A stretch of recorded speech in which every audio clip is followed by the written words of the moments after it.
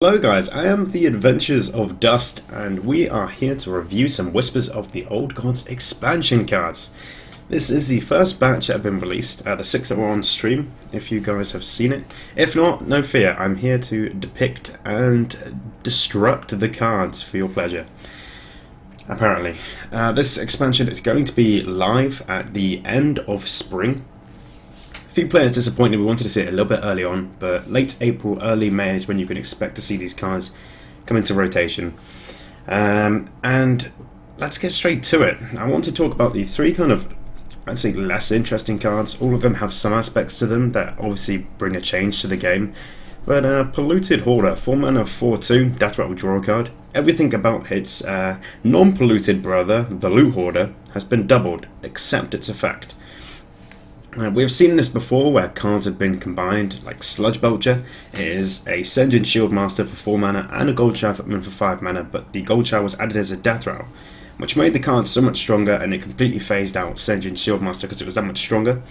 Here they've kind of learned from their past and not given all the bells and whistles to the Polluted Hoarder. So they've doubled the mana cost of the Loot Hoarder, doubled the attack, doubled the health, but kept the Death Rattle the same. The result of this is that you don't get a overpowered card. It is, I wouldn't say it's particularly strong. 4 mana is an expensive card slot, and to have 4/2 stats tied with that, you'd often expect to get that for 3 mana, and pretty much 2 mana these days. Like, at 2 mana 4/2, would it be overly insane? A little bit. But, you know, 2/3s are out there. Whatever, this is 4 mana, it's expensive, and I don't think it's going to be that usable. In Arena, it's going to be much better, but in Constructed, I wouldn't expect to see this card be played at all. Don't expect to see Polluted Hoarder as a threat, as my personal opinion / guess. It's not really good card draw for a deck. Like, aggro deck don't want to be spending 4 mana for weak stats on the board. They need to be more aggressive than that. Hasn't got charge or anything, so it's I don't think it's going to find a home anytime soon. Let's move on to the Corrupted Healbot. I feel like this card is actually quite interesting. 5 mana 6/6 is, I believe, previously unprinted. We've seen 5 mana 7/7s, but they are, you know, they're difficult. At the moment with BGH, so they don't see play. But 5 mana 6/6 would dodge that, even though I believe Big Game Hunter is going to be receiving some sort of nerf / change over this duration period where they're nerfing cards, etc. The Corrupted Healbot, 5 mana 6/6, really strong stats. The drawback is in the Death Rattle. Restore 8 health to the enemy hero. So first things first, that can be abused with Organized Soul Priest. Your cards that now restore health will deal damage instead. So this can be a 5 mana 6/6, and upon death, deals 8 damage to your opponent. It's pretty insane. It might almost be an auto pick for Priest, now that they're going to be losing a lot of their removal in the form of Light Bomb, etc. in standard mode. But I feel like this card could also find a place in aggro decks. 5 mana 6/6, that is insane. If you can get it out on turn 5, your opponent is not going to have many ways to deal with it. BGH would be one if it had an extra attack, but it's not, so they're going to have to go through it the hard way, which is either like Mage has the best answer in the form of a simple Fireball, and then they get like an anti-Healbot for them, which is not what you want to do for an aggro deck.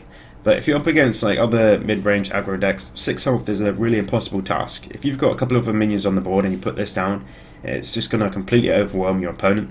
If they don't have a Shadow Flame or a Brawl or something along those lines, this is going to be a big threat. It doesn't matter that you restore 8 health to your enemy hero.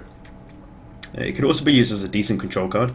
If your win condition is not to crush your opponent's face, you could just play this as a strong minion. And it doesn't matter if they die, because they're not going to get any heals from it. You're looking at as a board control card.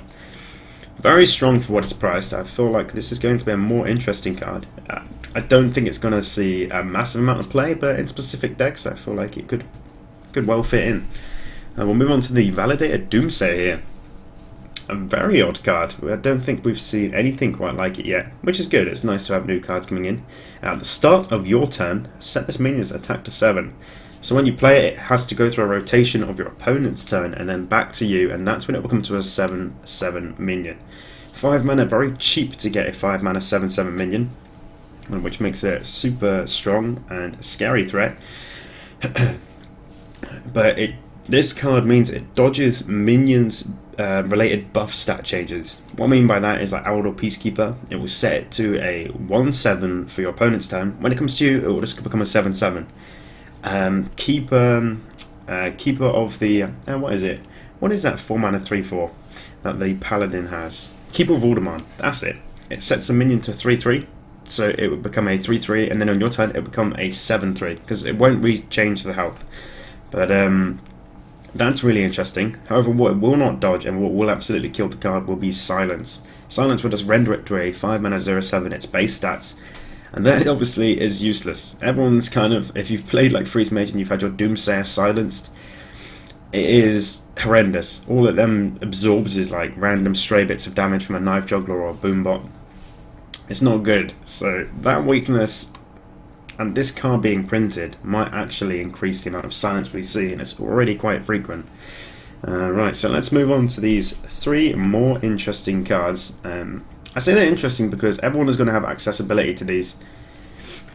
Like Cthulhu and Two Beckoners of Evil will be given to a player upon their first opening of a Whispers of the Old God packs. And if you're a brand new player, this combo seems very, very appealing.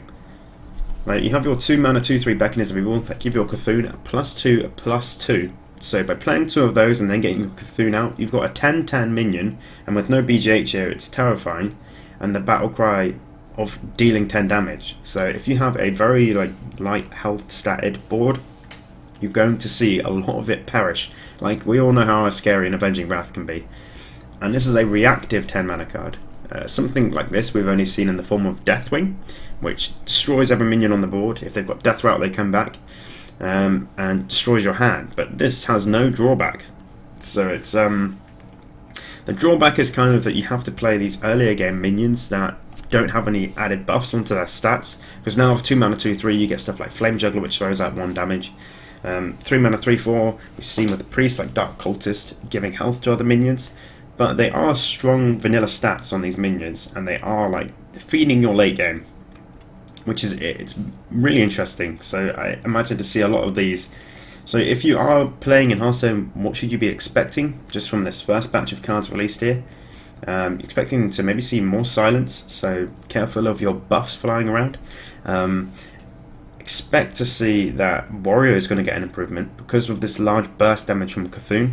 Warrior can just absorb damage because it can get more than 30 health in the form of armor up. And yeah, expect to see a lot of these interestingly vanilla stat minions. It's awkward to try and deal with them because these like mid-rangey minions, like 3-mana 3/4s, they don't tend to get swept up by a lot of AoE, so there's going to be a lot more board control fighting going on, rather than those overpowered early game minions, we're looking at you Paladin, that are going to be gone from the game. Intense. I think that Cthulhu is going to work really well in Priest.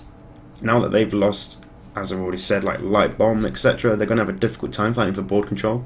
Early game minions go really well with Priest because they don't tend to have a lot of it, and this fuels their late game where they can have burst capabilities, which they don't really have unless they have Orkanite. It could be a really interesting deck. I also think Warrior is going to benefit from this, although their deck list is quite tight. There definitely needs experimentation to be involved with these, but these are new cards, and let's see them create some new decks. Exciting stuff. The also just released has been the Stand Against Darkness, the 5-mana Paladin card. I haven't actually got the image up. Damn, lack of preparation. But I'll read the card for you. 5-mana Stand Against Darkness Paladin card, and the text, it's a spell. The text is summon 5 1/1 Silverhand Recruits. Now, if you've played at all Hearthstone in this month before this expansion is coming out, we all know the card, Muster for Battle 3 mana. Now there's many reasons why this card is great. 3 mana gives you 3 1/1 recruits and a 1 for weapon. And that weapon, I know it's only 1/4, it's a Light's Justice, so 1 mana, 1 for weapon. It doesn't do a lot, but at 3 mana it's amazing to get that weapon out that early on. At 5 mana, and you're just getting the recruits, so each recruit is now costing you 1 mana instead of 2 from the hero ability. I feel like this card is just going to... it's going to suffer a lot. I feel like in the standard mode, HP is going to be a lot more valid on minions, with like the burst like from Cthulhu, etc. And with no Quartermaster, and if there is nothing else released above Silverhand Recruits, this card is just going to get a little bit crushed, I feel. destruction. But anyway, guys, that is my little bit on the new cards released. I will keep you guys up to date with cards coming out. If you have any questions, feel free to ask me on my stream. I've got my schedule up on my Twitch. The Adventures of Dust, such at Twitch. You can find me. The link will be in below. But thank you guys for watching, and I will see you guys next time. Take it easy.